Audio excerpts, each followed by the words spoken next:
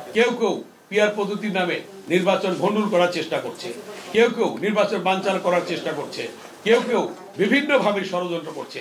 Fascist খুনি শেখ হাসিনার বিচার হইতে হবে। সন্ত্রাসী রাজনৈতিক দল আওয়ামী লীগ যেটা নিষিদ্ধ ঘোষণা করা হয়েছে সেটা নিষিদ্ধ থাকবে। এয়ারপোর্টে আগুন, বিভিন্ন জায়গায় আগুন, কেন এটা হচ্ছে? এই নাশকতার মূল হোতা শেখ হাসিনা।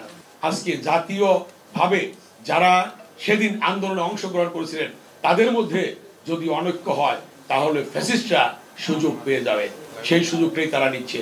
কেউ কেউ পিয়ার পদ্ধতির নামে নির্বাচন ভণ্ডুল করার চেষ্টা করছে, কেউ কেউ নির্বাচন বানচাল করার চেষ্টা করছে, কেউ কেউ বিভিন্নভাবে ষড়যন্ত্র করছে। আমি আহ্বান জানাবো সকল ষড়যন্ত্রের পথ ফেলে রেখে সেদিক থেকে সরে এসে সকলে সমমনা দল যারা স্বৈরাচার বিরোধী ফ্যাসিস্ট খুনি হাসিনা বিরোধী আন্দোলনে ছিলেন তারা সকলে ঐক্যবদ্ধভাবে আবার নতুন করে শপথ দিতে হবে যে ফ্যাসিস্ট খুনি শেখ হাসিনার বিচার হইতে হবে।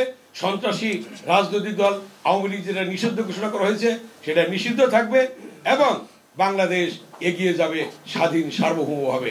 এবং আজকে বাংলাদেশের স্বাধীনতা সার্বভৌমত্ব কিন্তু হুমকির সম্মুখীন। কিভাবে একটি প্রতিবেশী দেশে বসবাস করে আজকে ষড়যন্ত্র করছে, চক্রান্ত করছে শেখ হাসিনা, ফ্যাসিস্ট খুনি শেখ হাসিনা।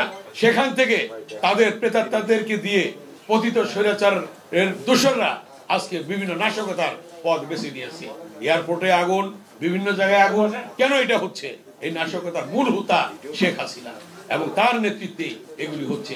অতএব সরকারকে আহ্বান জানাবো অবিলম্বে যারা এর সাথে জড়িত তাদের বিচার করা এবং তাদেরকে বিচার সম্মুখীন করা, তাদেরকে বিচার আওতায় আনা এবং এই ধরনের ঘটনা যাতে আর না ঘটে সেদিকে সরকারকে লক্ষ্য রাখার জন্য আমরা আহ্বান জানাবো। যে সকল দল আন্দোলনে ছিল সকলকে ঐক্যবদ্ধভাবে এই ফ্যাসিস্ট খুনি শেখ হাসিনা স্বাধীনতা বিরোধী সার্বভৌমত্ব বিরোধী এই শক্তিকে রুখতে হবে। বাংলাদেশে নির্বাচনের কথা বলেছেন মাননীয় প্রধান উপদেষ্টা, বলেছেন আগামী ফেব্রুয়ারি প্রথমার্ধে নির্বাচন হবে। ইনশাআল্লাহ বাংলাদেশে 26 সালের ফেব্রুয়ারি প্রথমার্ধে নির্বাচন হবে। সেই নির্বাচন কেউ রুখতে পারবে না। জনগণ যারা রুখতে যাবে নির্বাচন, জনগণই তাদেরকে রুখবে। বিএনপির ভারপ্রাপ্ত চেয়ারম্যান দেশনায়ক তারেক রহমান বলেছেন সমমনা দলগুলি যারা আন্দোলনে ছিল তাদেরকে নিয়ে আগামীতে সরকার গঠন হবে, জাতীয় সরকার গঠন হবে। অতএব আপনারা দেখেছেন বিএনপির ভারপ্রাপ্ত চেয়ারম্যান তার উদারতা, তার মন মানসিকতা। অতএব তিনি বাংলাদেশের উজ্জ্বল দৃষ্টান্ত রেখেছেন যে দেশপ্রেমের। তিনি কি বলেছেন? দিল্লি নয়, পিন্ডি নয়, সবার আগে বাংলাদেশ। সাইফুদ্দিন আহমেদ মনি একজন ছিল অকুত ভয় সৈনিক, রাজপথের একজন সাহসী যোদ্ধা। 90 স্বৈরাচার বিরোধী গণতান্ত্রিক আন্দোলনে